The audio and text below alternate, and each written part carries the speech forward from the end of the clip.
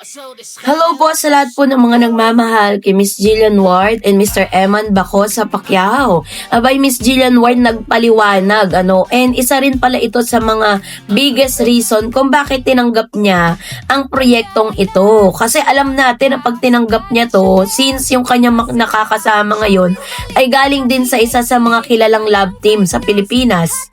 At medyo susuong siya sa isang napakahirap na desisyon.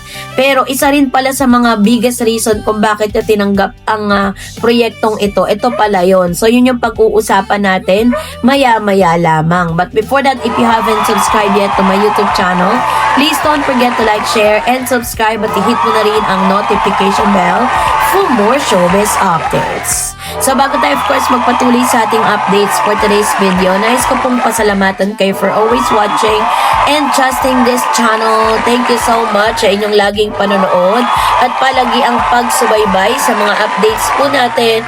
Maraming salamat po. At ngayong araw, eto na, pag-usapan na natin kasi matapos po kasi na na ihayag or parang i-announce ng ABS-CBN or ng GMA na itong si Miss Jillian Ward at itong si Mr. David Licauco ay magsasama sa isang serye. Ang dami pong mga nambabash ngayon kay Miss Jillian kasi parang sinasabi nila na hindi raw bagay si Jillian kay David kasi totoo naman, mukha naman talaga silang magkuya kung tutuusin ha. Yun naman talaga yung nakikita ko sa kanila din. Yun yung komento ko patungkol doon. So, ang dami pong mga nambabash kay Jillian na hindi raw dapat si Jillian ang kapartner ni Mr. David Licauco sa nasabing serye. And parang syempre si Mr. David po kasi ay kalab team ni Miss Barbie Fortesa. So dahil dito may mga Barda fan na medyo hindi ganun ka supportive when it comes dun po sa proyektong ito ni Miss Jillian. So sa isang interview, pinaliwanag niya po yung kanyang sarili, no? Dito po sa kanyang interview with Mr. Boy Abunda. Panoorin natin to. No, actually po, I'm very proud of this show kasi usually po, di ba, kapag nagtatandem ang isang babae at lalaki, they think love team agad. But for this show, we're an action tandem. Kumbaga, po kami, parang kung may Ghostbusters, kami naman po ang mga busters ng mga ng mga masasamang tao. We're gonna do it together. So, ayun po, parang hindi namin focus yung parang kilig. Yung love angle. Yes, for this show talaga, may bigger purpose po yung show. At saka it seems like you're creating or you create with that group, that barkada. Yes, Jisoo, yes. sila Rahil. And it seems like you're having a lot of fun. Yes po. Yun ba? Yun. So, pinaliwanag po dito ni Miss Jillian Ward na yung kanilang samahan ni Mr. David Licauco, ni Mr. Rahil Bria, at ilan sa mga actors na pumasok nung una ay yon, parang it's about hindi siya pang love team. Kumbaga pinag-partner sila ni David hindi para magpakilig ng mga netizen, para po parang ma-switch silang dalawa, no? Kasi parang iniisip kasi ng ilang mga fan na siniswitch si David kay Jillian at si Jillian kay David, which is pinaliwanag dito ni Miss Jillian Ward na hindi sila love team. Sila po ay parang partners in crime, parang ganon. So sila po ay parang mga sabing ganon, grupo sila ng Ghostbuster, parang ganon yung tema, 'di ba? So isa rin pala sa pinaka-biggest reason kung bakit tinanggap din nitong si Miss Jillian Ward. Number one, syempre, proyekto 'yan. Kailangan niyang tanggapin bilang isang professional na artista at actors and actresses. Kailangan mo talagang i-accept 'yan dahil trabaho 'yan. Pangalawa, kaya niya rin tinanggap 'yan kahit alam niyang susuungin niya yung ibang mga pambabat sa kanya dahil nga galing nga sa love team itong si Mr. David at sikat na love team din sa GMA yung sasagasaan niya. Tinanggap niya yon kasi alam niya na hindi sila magiging magka-love team dito. Alam niya na magiging team lang sila dito, hindi sila love team.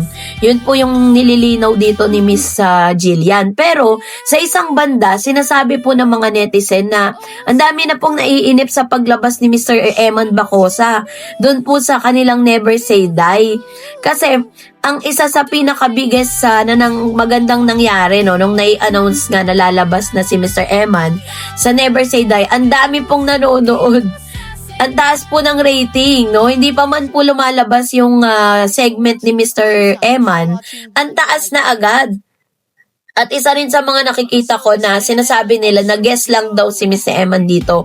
Hindi raw siya magtatagal, hindi masyadong marami yung kanyang dito, yung kanyang karakter. Parang lang, konti lang.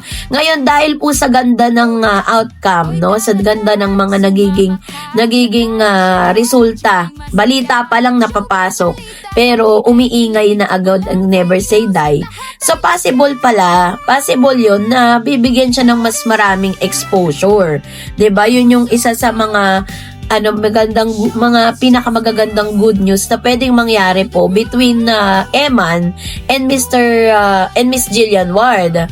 So, katulad po kung naaalala ninyo or kung napanood niyo po yung Maria Clara at Ibarra, doon po sa serye na yon, hindi naman talaga si David at saka si Barbie ang bida doon eh. Hindi po sila yung talagang focus doon. Si Maria Clara at Ibarra ang talagang doon, focus doon. Pero dahil po uminga yung pangalan nila, yung accidental love team nila, talagang kinagat ng tao. Ano nangyari? Ang ending, sila yung naging parang bida doon sa palabas na yun.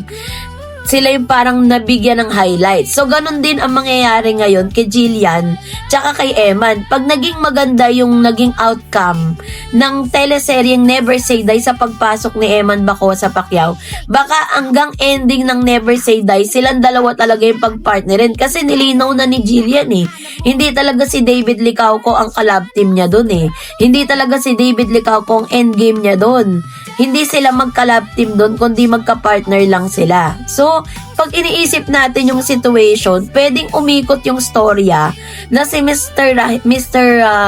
Eman Baco sa Pacquiao ang magiging ka-love team. Ang ending niyan si Jillian at si Eman talaga ang magiging highlights, diba? At posible yun.